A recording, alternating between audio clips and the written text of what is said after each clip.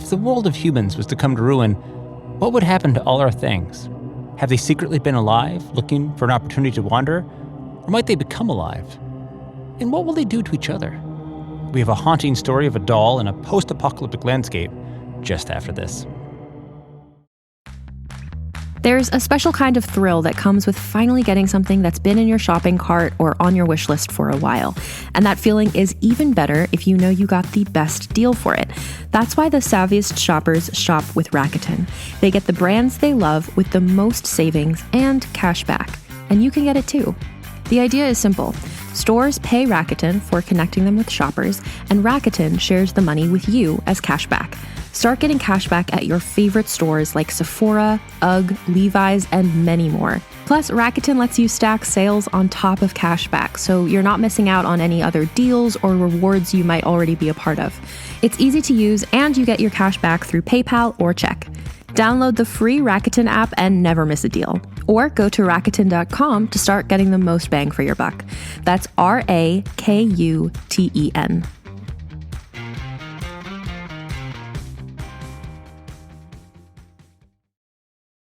#1 New York Times bestselling author Scott Sigler brings you The Rookie, Season 1 of the Galactic Football League series, a high-octane mashup of sci-fi, crime fiction, and sports, free wherever you listen to podcasts. Hi, I'm Fred Greenhalgh, your host of Undertow, Realm's podcast delving into the weird and the wicked. Today we have a surreal and macabre tale called Maggie Doll, penned by New Orleans-based writer Alex Jennings, author of the World Fantasy Award-nominated Ballad of Perilous Graves, a phantasmagoric romp through a darkly magical New Orleans. In Maggie Doll, we meet a ragged doll, Oni Bean, who's on the run from something terrible and is nearly killed in an assault. But the sweet-natured Maggie Doll finds Oni and brings him to a small town populated by other toys. But Toytopia can't last forever because the murderous licorice men will come, and so Maggie Doll and Oni set out on a quest to find someone who could defend them against the dangers of the world. Ready for a mashup of Toy Story and Cormac McCarthy's The Road? Then buckle in for Maggie Doll.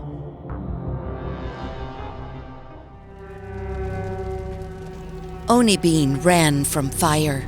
He ran from the sight of doll parts scattered on muddy ground and from the sound of breaking eggs. Black smoke was everywhere, choking Oni and burning his eyes. Mean things chuckled after him, their bodies slick against the grass. After a while, they seemed to lose interest, but Oni kept running. When the sun came up, Oni dug a hole beneath a deadfall and climbed inside. He lay there, plush fabric arms tucked tight against his body, and shook. The world looked strange when Oni crawled up into it again. How long had he slept? The sun seemed to have sunk from the sky beneath the forest floor. Patches of light, gold and red, shone upwards from beneath Oni's feet, fractured by the black silhouettes of leaves. Oni felt weak, but he could walk. At least he hoped so. He had no choice. Cautiously, he set off through the forest. Without knowing why, he steered clear of the sunny patches, keeping to the shade as he wandered between the trees. Day followed night, followed day, as Oni kept walking. Nothing looked familiar this far from home, but he tried to move in more or less the same direction. After a few days, Oni forgot the acrid scent of burning. Out here, things smelled heavy and green, and even the ugly smells seemed somehow correct. Oni's head hurt. I wish I could sew, he thought. He knew he was not very smart, but he sensed that in the past his thoughts had been much better organized. Gingerly, Oni touched his forehead to see whether he'd imagined the sensation of something coming out of it, and the world receded in a blinding wash of light. Oni started awake and picked himself up from the forest floor. The sense of lost time washed over him. For a moment, he hesitated, shifting his weight from foot to foot. Then he broke into a dead run. Soon the ground sloped downward, and he could hear the sound of the sea. The new place was nothing like the forest. He stood on the verge of a silver-blue bay. Train tracks painted in bright colors followed the arc of the shore, and the sun was back in the sky where it belonged. Oni liked how the sunlight made the water sparkle and the tangy smells that blew in with the waves. To his left, the train tracks cut back toward high ground to disappear into the darkened tunnel. It looked like an open, toothless mouth. Oni went the other way, following the tracks. Even though his neck hurt, he looked up from time to time at the gently marbled sky. The sun was brilliant and cold, and no birds called or flew. Don't play on the tracks. Oni knew he was being bad, but what else could he do? I can sing, he said aloud. I can sing and play the ukulele. He did not know whether this was true. Pretty soon, Oni had the feeling he was getting somewhere. The smells of cut grass and baking cookies drifted on the wind.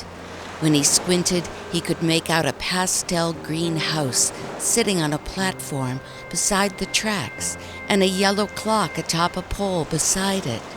The clock had eyes and a nose and a big smile. Around the house grew trees like giant red and yellow bouquets, crowding close by as if to keep it warm. Walking was much harder now. The something coming out of Oni's head hurt even though Oni was careful not to touch it. From far away behind him came a noise. Oni stopped short. The sound grew until it was not just back there, but all around, even beneath Oni's feet. He looked over his shoulder to see what it was, but there was only the slope and the dark blur of the trees. Again, he hesitated, trying to recall a word he'd forgotten. Giving up, he turned away and ran toward the house. He could not judge the distance to the pastel house. He might not make it there in time. Blue-white pain cut Oni's legs out from under him. He fell hard. The sound was very close now. He saw someone moving on the platform and tried to scream for help, but the bad sound swallowed his cry. It grew and grew until there was nothing else. Then it became an awful chugging. Oni could not turn to look. Unbidden, the forgotten word popped into Oni's mind, and he smiled, relieved. The word was train. A shout. Oni opened his eyes. Overhead, the ceiling was lacquered in construction paper stars, yellow and misshapen. Nighttime? No, sunlight, thick as liquid butter, streamed from a circular window. The shadow cast by the window pane lay across Oni's belly, which was covered by a multicolored patchwork quilt. Oni's right mitt flew to his forehead. When he touched it, there was pain, but no light. I shouted, Oni thought. Me. The room was painted a soft blue. Bookshelves lined the walls. Oni lay in an enormous bed. To his left was a circular door made from dark wood. To his right stood a gigantic threadbare chair with another window behind it. "Ha," Oni breathed, testing his mouth. Then he called, "Hello?" Something huge thundered toward the room. Oni could feel its footsteps rattle the floorboards. Then the doorknob rattled in its collar, and in walked the biggest girl Oni had ever seen. Her hair was shaggy and brown, and she must have been 5 or 6 times Oni's size. She wore a filthy ballerina's tutu over dancer's tights, but no blouse. She was naked above the waist, and her chest and arms were covered with writing. Yel Haram, Oni read. Hola Snuff Boat AKK. Oni couldn't understand any of it. They were nonsense words. For a while they just stared at each other in silence. What's your name? Asked the girl, finally. Oni Bean. What's yours? I'm Maggie Doll. I sewed your head. You did? Oni said. Then, thank you. What happened, Oni Bean? Why were you running? Oni Bean's mouth worked for a moment. There was fire, he said, and sharp things and a sound like something big moving through grass. Glass broke and eggs broke too. Eggs? Maggie asked. Oni nodded solemnly. Eggs. The girl frowned. Well, that doesn't sound good. Oni shook his head. Walk around some and see how you feel. The next day, Oni rested in Maggie's lap, leaning against her warm belly as she sat on the hardwood floor and wrapped gauze around his head. But I don't need bandages, Oni complained. I want Mayor Poojum to know I took good care of you. You took great care. That's why I don't need bandages. Stop squirming. I'm not squirming, Oni said, but he made an effort to sit quietly. There was something very right about doing as Maggie told him. She smelled like outside, like the sun, and slightly like a monkey. What do you call this place? Oni asked when Maggie had finished. What was that house by the train tracks? This is Chimney Valley Depot, Maggie said. That was the depot. Is there a train? Who do you think picked you up? May I eat? Oni said. We'll have tea and cookies before we go. There's something weird going on with influencers right now. I'm a little freaked out. They just get everything they want. Everything's a little too perfect. Their smiles are a little too straight. They're using filters I can't find anywhere. I know what I'm about to say might sound a little unhinged, but I think it might be witchcraft. At least, that's what Jenna Clayton thought right before she went missing. We're excited to introduce a new show from Realm, If I Go Missing, The Witches Did It, starring Oscar-nominated actress Gabourey Sidibe. When a Black writer goes missing, a white podcast host with a savior complex takes up the cause of finding her and collides with a coven of influencers she suspects are responsible. This show is a little bit of The Craft meets Mean Girls meets Get Out. Learn more about If I Go Missing, The Witches Did It at realm.fm, and be sure to listen and subscribe wherever you get your podcasts.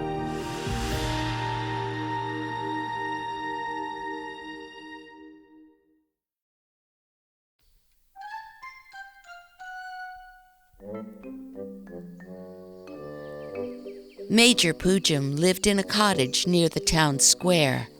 Oni walked part of the way, but after a while, Maggie had to carry him because he was too slow. Together they crossed a brook full of dark, friendly shapes and headed down a stone road lined with pastel houses. The air smelled of spearmint and freshly cut grass on those fine days just before autumn. Every so often, they would see an animal with a bandage or a bit of stitching. All the animals waved at Maggie, and she would smile and wave back. I know places like this, Oni thought, amazed.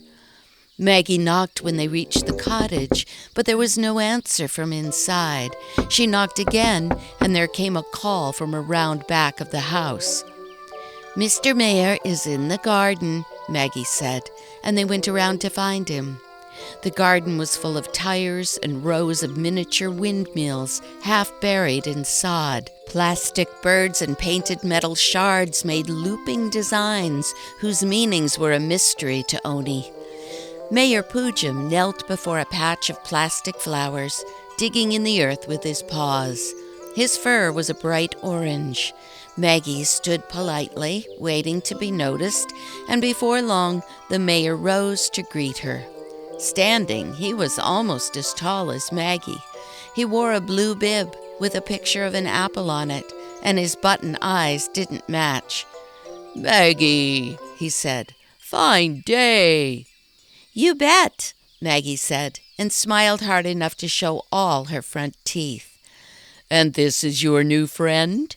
Poojum asked, taking a moment to examine Oni. "Yup," Maggie said. "His name is Oni Bean."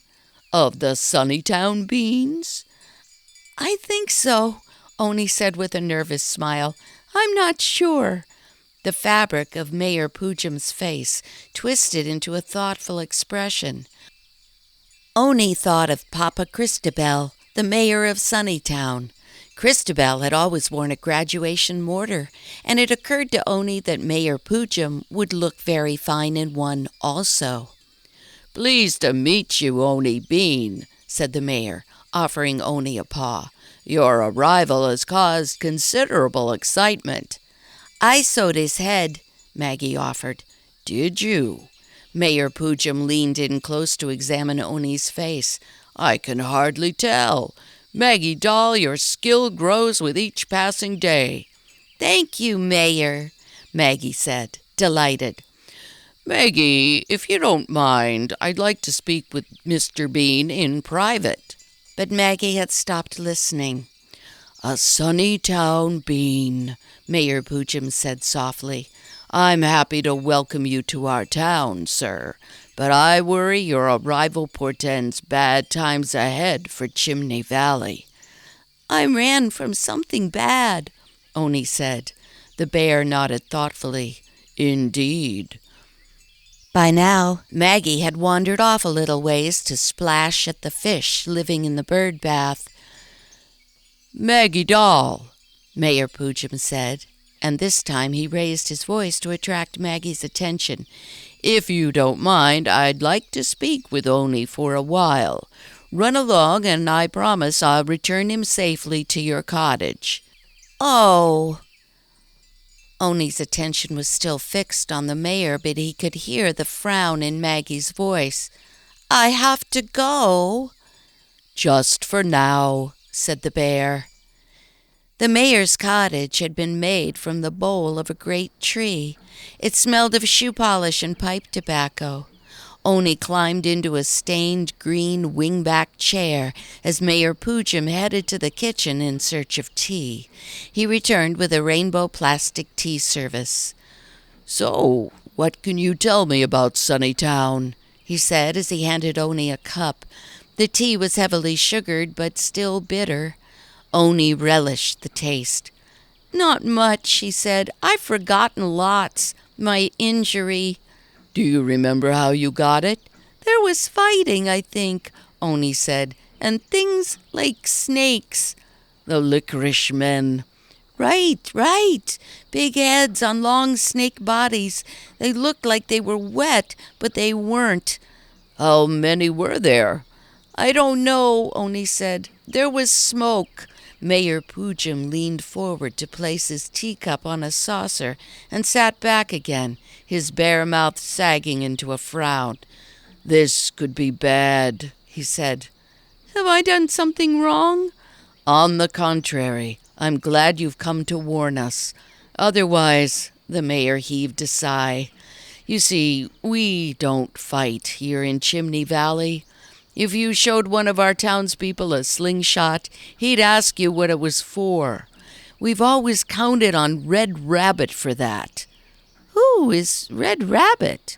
The mayor grunted. "Good question," he said.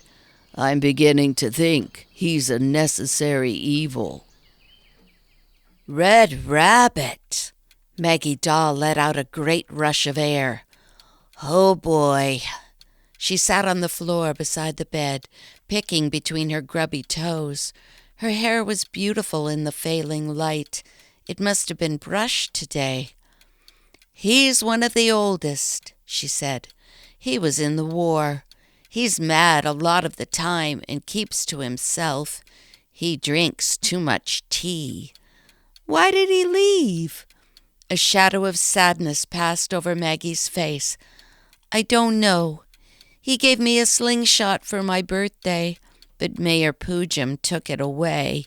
I told Red Rabbit about that, and he got really mad and said he was going to talk to the mayor. The next day he came by here to say he was leaving and goodbye. I cried. What's a slingshot? It's a stick that's a Y, and there's a rubber band on it, and you put rocks in it and shoot things. Shoot them? Yeah, Red Rabbit has one, and its name is Beverly, and he says it's a she, but he won't say why. I want one, said Oni after thinking about it for some time. I could have used one when I hurt my head. Maggie nodded glumly. Yeah, she took a breath. Oni, do you think Red Rabbit will come back? I don't know, Oni said. I hope so. The next day, Oni went out to explore the town. It turned out that Chimney Valley was more a village than a proper town. It only had 5 streets, and they all led to the circular plaza. A statue honoring the town's founding animal stood on a low dais in the center of the plaza. It had a bulbous head and long arms, but it was so old and weathered that Oni couldn't tell what it represented.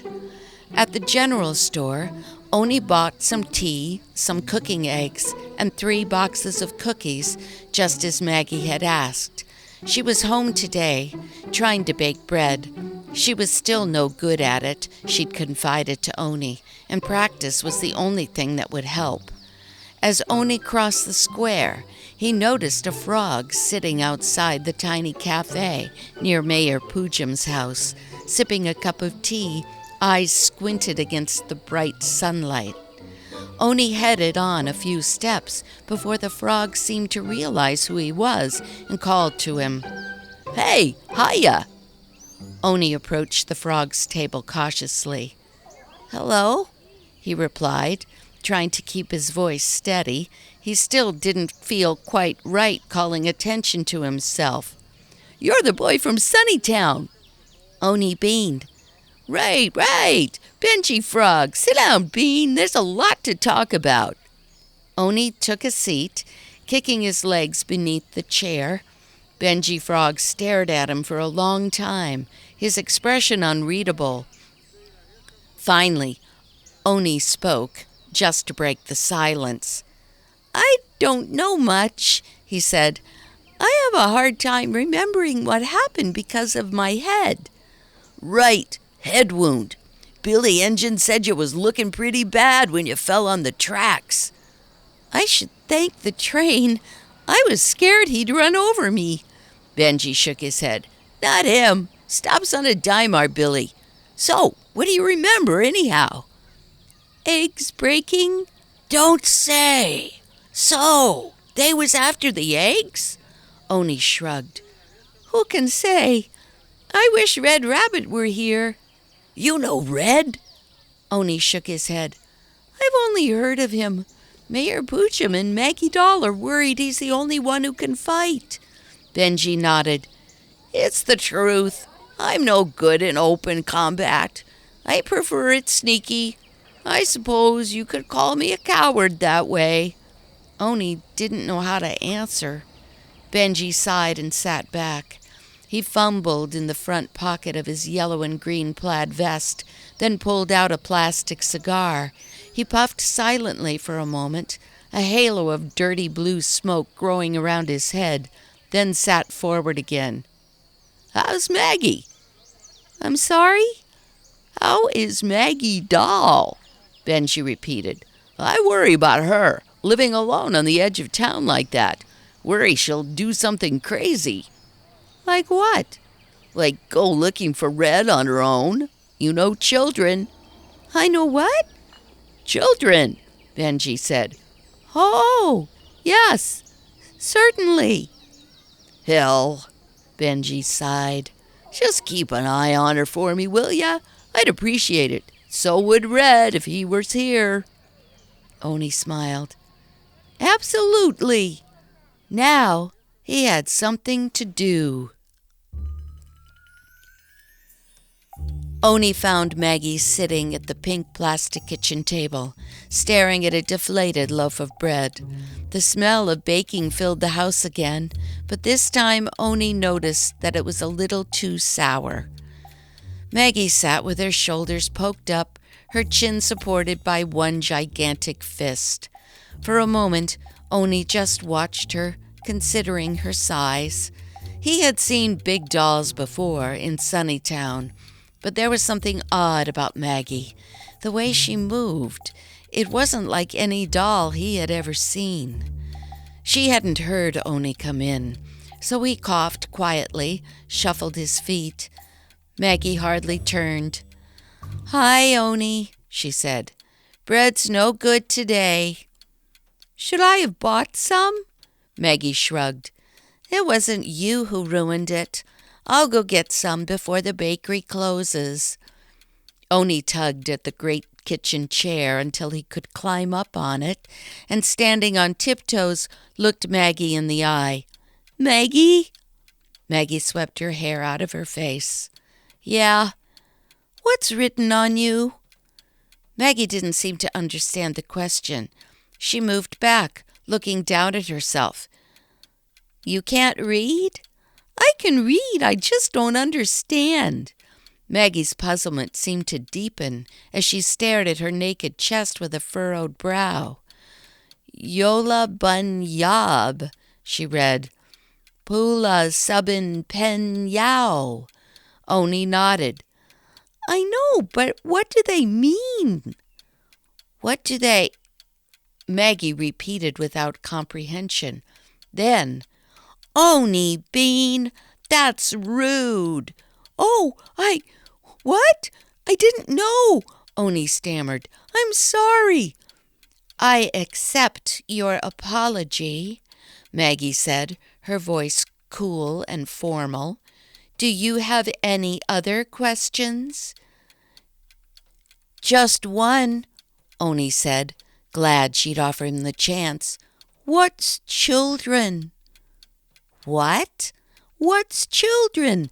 Benji Frog said, 'You know children,' but I didn't know, so I pretended. What is it?" Maggie Doll thought hard for a moment, then made a rude noise. She had given up on the question. "I don't know, a kind of goose, maybe. Benji says lots of things. He's almost as old as Red Rabbit." A storm blew up that night. It sounded like an army marching through town and the surrounding woods. As Oni lay in bed, the great slapping rhythm of the rain and thunder became a creaking of a boat that sailed him into sleep. He smelled mud and something like copper. He heard shouting and slick bodies whispering through the underbrush. Later, he was awakened by a sound above the storm. He lay very still, listening, wary after the dream. Wind shook the house, and the rain battered the windows. Gah! The clank of cupboard doors from the kitchen. Oni sat up. Someone was rushing around, maybe even breaking things.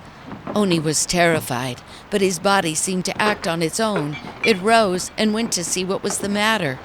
In the kitchen, he found Maggie Doll rummaging through her cookware. She stopped, silent in the dim, the black scrawl of nonsense words climbing in columns above her naked back. Finally, she moved again, opening a drawer to the left of the kitchen sink.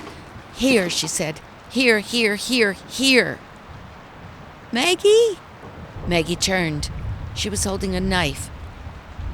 Reflexively, Oni raised a mitt to shield his forehead. He did not like Maggie's expression. The girl looked from Oni to the knife in her hand, then back to Oni. She seemed to realize she had frightened him. "Oh, Oni, I'm sorry. It's just, well, I've got to go out and I need something sharp." "What?" Go out where? It's very important. I have to go. I'll be back by morning. I don't understand. Oni, the whole town. I have to find Red Rabbit. Something hard and bad wriggled in Oni's chest. Oh no, he said, shaking his head. No, Benji Frog said don't let her do anything crazy. Benji Frog said you know children. He said keep an eye on her for me. Benji Frog doesn't know anything. What if something happens to you? I don't care about me, I care about the town. Maggie and Oni stared at each other for a long time. I'll come with you, he said finally. Carry me. Standing there, Maggie looked less like a girl than a thing congealed from the surrounding darkness.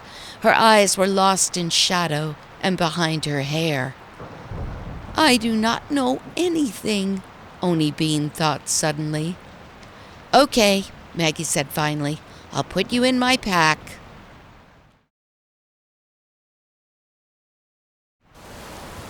Oni saw their journey unfold in reverse. First, the cottage marched away, shrinking steadily until it disappeared into the nighttime. Then all Oni could see was the flatness of the dirt path that led to the forest's edge. But once Maggie was among the trees, that vanished too, and all that remained was a shifting welter of leaves and shadow, and, from time to time, a glint of silver among the trees. When he heard the sound of rushing water, he understood that the silver was the brook.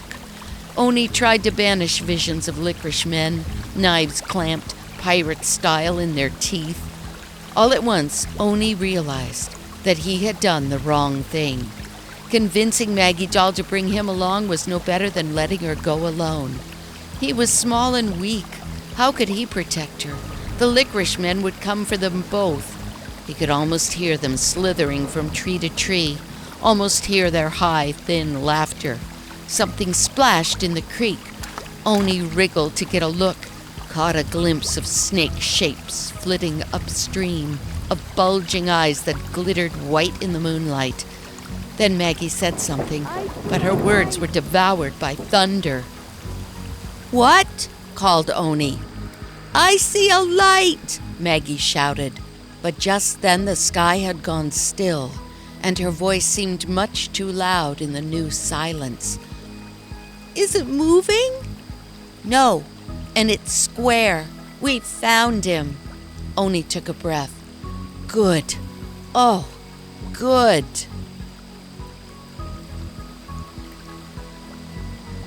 The shack sat beside the stream.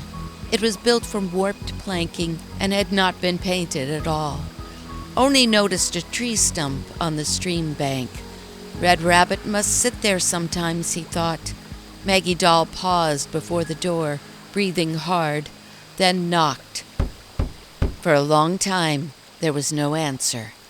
Then, finally, the door creaked open. Oni tried to twist around to look over Maggie's shoulder, but it was no good.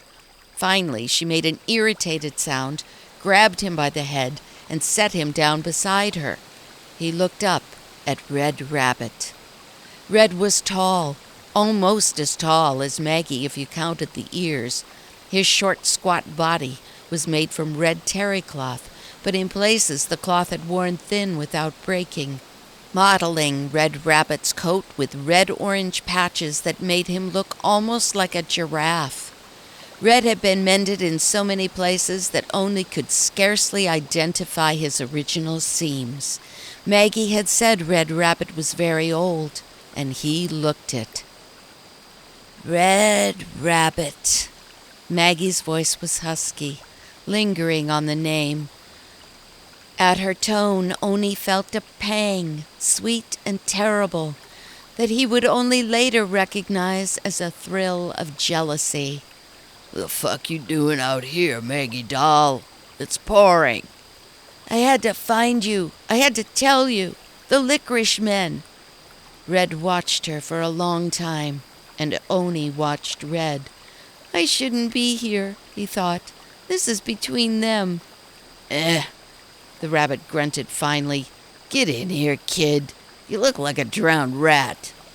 The shack smelled of sawdust and machine oil. Oni Bean stood to one side while Maggie Doll sat on one of the plastic crates Red Rabbit used for chairs and talked as fast as she could. It was as if she thought Red Rabbit would be more inclined to agree with her if he didn't have time to think about what she was saying. "You gotta come back. Mayor Poojam's really sorry. He didn't say so, but I can tell for sure that he is. And besides, he knows you're the only one who can help when the licorice men come. And if you'll just come back with us, I know he won't mind, because what else can we do?" "Maggie." "When it started raining so hard, I thought of you, and I knew I had to come here because everyone else is afraid, and I know why, and they should be, but not because you might hurt somebody, but because you know how to hurt people, and we need somebody who knows that stuff to help us when there's trouble. So you see, you shouldn't have left at all in the first place, and Mayor Poojam was just being stupid." "Maggie!" Red Rabbit snapped. "What? Yes?" "Who's your friend?" Maggie looked around the room, her eyes rolling in confusion. Red Rabbit pointed a mitt in Oni's direction. "Oh, this is Oni Bean. The licorice men almost got him, and I sewed his head." "Hello." Oni wiggled his fingers timidly. Red Rabbit nodded thoughtfully, his button eyes downcast, then looked back up at Maggie Doll. "I can't go back," he said. "Why not?" "Because it's more than the sling. It's the whole world. I don't like things this way. I don't like them at all." "Then how about we fix it?" Red shook his head. "Maggie, you know how I feel about you." "I do," she said. "I think I do." "Okay, good. But what you need to understand is that I don't feel that way about anybody else. I can't. I can't go to the box social. I can't have a good time at the cafe. That town drives me fucking bats, and I'd just as soon it was wiped right off the map." "You... what?" Maggie said, wide-eyed. Red Rabbit stared downward, his ears drooping onto the table. "Tea and fucking cookies." "What?" Maggie said again. "Maggie," Oni said gently. "Maggie, let's go." "What? What?" Oni walked over to Maggie and tugged at her arm.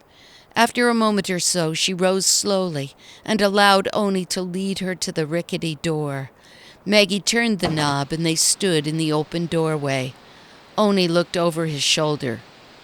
"Red Rabbit," he said, "you are the worst bunny I have ever met." Red Rabbit didn't look up. "I'm not a bunny." Maggie and Oni stood outside the cabin. The rain had tapered off, but it was colder now, and the wind still shook the trees. Overhead, fat silver clouds bustled past the sickly yellow moon. Maggie, let's go home," Oni said. "We'll think of something." "Red," she said blankly. "He was only trying to hurt you." It took a while to get her to leave. Maggie huddled by the shack, sobbing, her face hidden beneath her grimy hands. When she finally set out, her stride was slow and listless, and Oni had no trouble keeping up. After a time, Oni drifted to the edge of the creek, drawn by its polite burbling. He looked down into the water. Sallow moonlight oozed across the ripples. Gradually, he realized that he was talking to himself. "You can't. It's not." Oni could hear the wet squelches of Maggie's footsteps.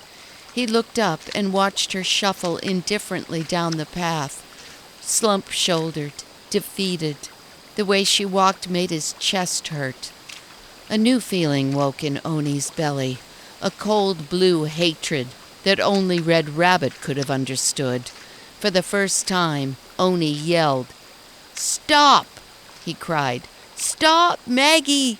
We have to go back so I can talk to him." Maggie turned.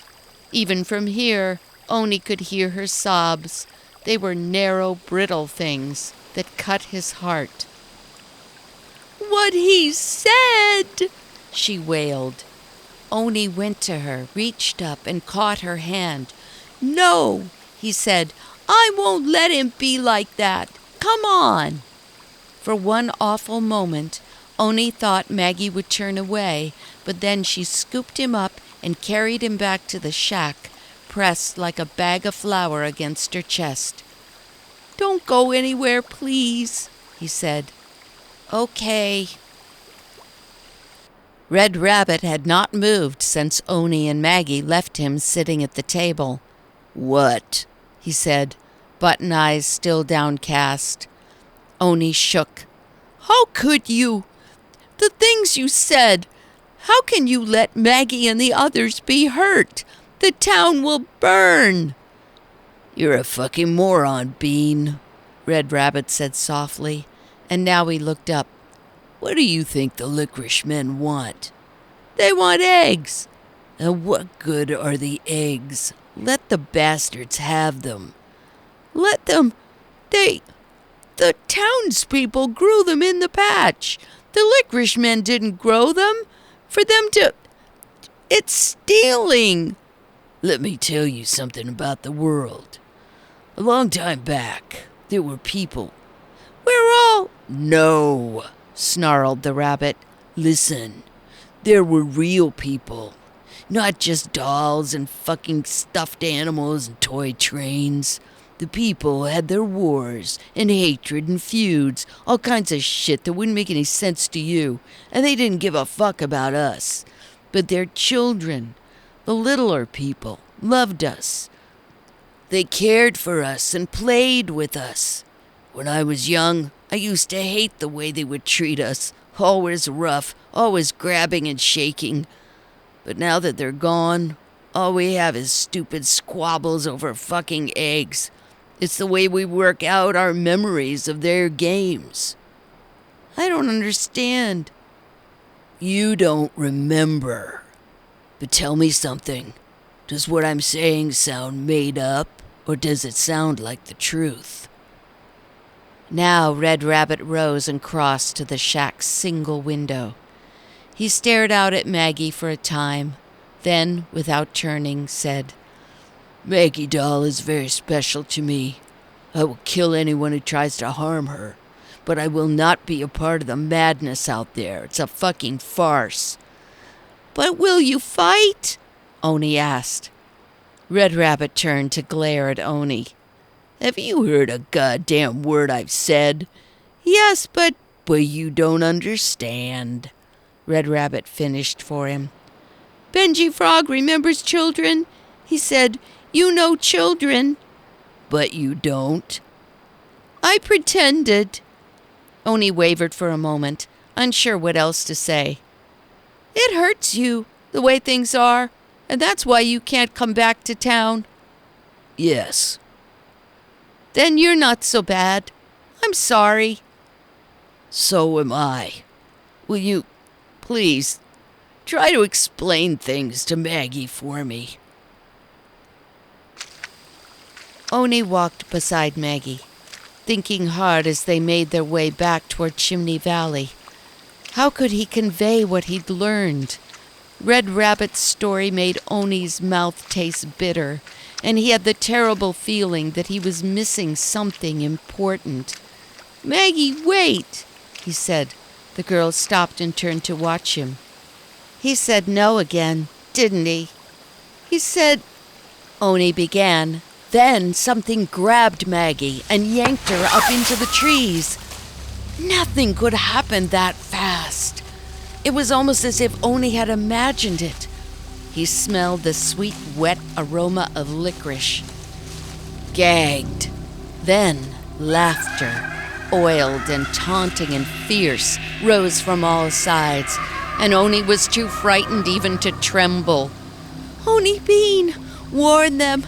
Gotta warn them. Hurry, Oni. Oh, all those poor, poor eggs." Oni touched his forehead. Maggie, where was Maggie? Something large and slick slithered through the undergrowth. Everybody's gotta be fucking play-acting all the time. Somehow, Red Rabbit was by his side, but Oni couldn't turn his head to look. What's the matter, assholes? You forget who lives here? You forget about old Red? Oni sensed no movement, but there was a zinging sound and a strangled cry from the greenery. A length of tail dropped from the trees and hung. Red nudged Oni's shoulder. The fuck you waiting for? He said. Run! Oni ran, his head throbbing. There was no more laughter. All he could hear was the zing of sharp things flying through the air. He kept the sound of fighting at his back and ran without looking where he was going. Then he thought of Maggie and stopped running. He turned and stared, transfixed. Red Rabbit went about his business at an almost leisurely pace. As he strode calmly from tree to tree, his stubby arms moved so fast that to Oni they looked like twirling windmills, and every time they blurred into motion, another licorice man fell down from up. Son of a bitch, he heard Red Rabbit say, and there was a louder thump as something heavy fell to the ground. Red Rabbit's arms dropped to his sides. His body sagged. Oni wavered, then started back towards the rabbit. At some point, Oni didn't know when, he broke into a run. Maggie Doll lay gasping in the mud. There were red lines all across her chest, so many that Oni couldn't read the words printed there. There was a thin slit in her belly, and her stuffing was coming out. But it's all wrong, Oni thought. No stuffing looks like that. Oni turned on Red Rabbit, his chest heaving in ragged rhythm. All of a sudden, quick cut, he found himself in motion, screaming as he threw himself at Red. They went down together. Oni tore at Red Rabbit, but his mitts were too weak to part fabric. Red didn't resist. Instead, he just waited for Oni to tire himself out. Finally, they lay still, holding one another, until Oni let go the rabbit to kneel in the mud. How could this happen? He said. She was the last one. There's no one left to sew her up. Oni watched the rabbit's face. He looked out toward the stream, then up into the trees, anywhere but at Maggie Doll. They just sort of left. Maggie was the first one I'd seen in a long time. Red Rabbit's voice was still calm, but now Oni recognized the anguish beneath its surface. I wish I knew what happened. I wish I could do something. He knelt beside Maggie and stroked her muddy hair. When he spoke again, his voice had grown distant. Their bodies are full of all sorts of odd things, and all of their parts do something, I think. Their stuffing does more than just fill the space. Oni just watched. Things were different when they were still around. We didn't fight each other all the time. The war would never have happened if the people hadn't gone away. Maggie Doll's gasps came louder, closer together. Oni clapped his mitts over his ears. Something awful would happen if those sounds didn't stop, but something awful would happen if they did. After a space, Maggie lay quiet. Oni held his head and felt it expand until he thought it would fall right off his neck to roll in the mud. Red was still talking, sometimes repeating himself. For all we know, she's the last one. It's been years since I've seen another. I'd say she's 8, maybe 9, but who can tell anymore? You. It was not an answer to Red Rabbit's question. It was all Oni could think to say. You'd never even seen one before, Red said, and laughed a laugh that was not a laugh at all. You thought she was one of us. Oni stared at Red until he became a series of shapes that could no longer be understood as a rabbit. Word must have spread among the licorice men. Days passed with their sequence of darkness and light, and no attempt was made on the valley. Snow came. Some nights Oni would go walking in the forest. There the earth smelled of cold and waiting, and the trees rattled bare in the wind. Red Rabbit had abandoned his shack by the creek after Maggie Doll died. Oni never encountered him on his walks, never found even a sign of him, but he knew, with a certainty he couldn't explain, that Red Rabbit was somewhere near. Someone had to protect the dolls, the bears, the ragmen and women. He hoped it was not just wishful thinking. Oni stayed on in Maggie Doll's house. Sometimes he smelled her and was comforted by her memory. One night, after the snows had gone, Benji Frog came to visit. He'd brought tea and cookies. Oni couldn't remember when he'd had anything to eat or drink. Benji and Oni drank into the night, and as the tea and the lateness of the hour colluded to dull Oni's thoughts, it became terribly important that he remember Maggie Doll to the frog. "Do you think she was the last children?" he blurted as they sat at the kitchen table. Sadness crumpled Benji's face, and his only answer was a tired shrug. Oni went on, "Our lives are... nothing's changed for us. What does that mean?" "I don't know, kid," Benji said. "I guess we just have to get along." "Did they make us?" "I think so, but I gotta say, I'm not so clear on that anymore." "I feel cut. I feel like stuffing should be leaking out of me everywhere." "I know," Benji said quietly. "Have another cup." Oni did. I'm so mad. The licorice men took something from me, and it was more than Maggie Doll, but I don't know what it was." Benji shook his head sadly. "Something's passed from the world before you had a chance to understand its nature or its beauty." "Yeah," Oni agreed bitterly. "Yeah, maybe. More tea, please, Benji." For a long while after their conversation, Oni dreamed Maggie every night, but over time her outline and features became less distinct. The words faded from her chest, arms, and back, and by the time the snows came again, Oni no longer remembered her face.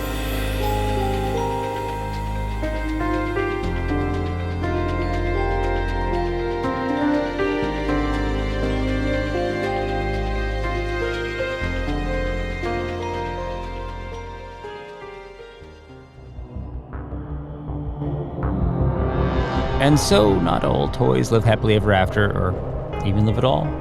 Stay here in the dark water of Undertow as we prepare to revisit some characters who managed to survive our 2022 production Blood Forest in a new miniseries called The Pulse. When a strange object falls from the skies into northern Maine, a treasure hunt is set off to retrieve it. Only the object causes all those within its grip to lose their minds. Can the object be recovered before it causes terrible damage? Find out next time here on Undertow.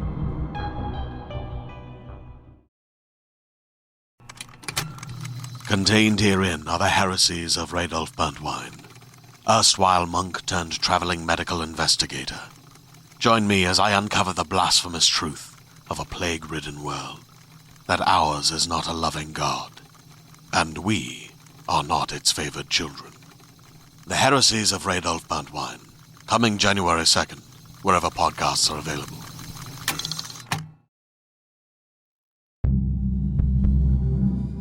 Maggie Doll was written by Alex Jennings, performed by Kimberly Dakin.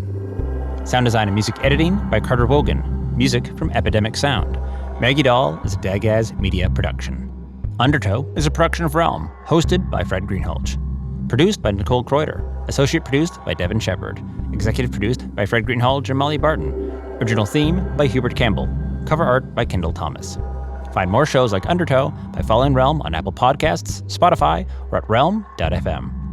Realm is your portal to another world. Listen away.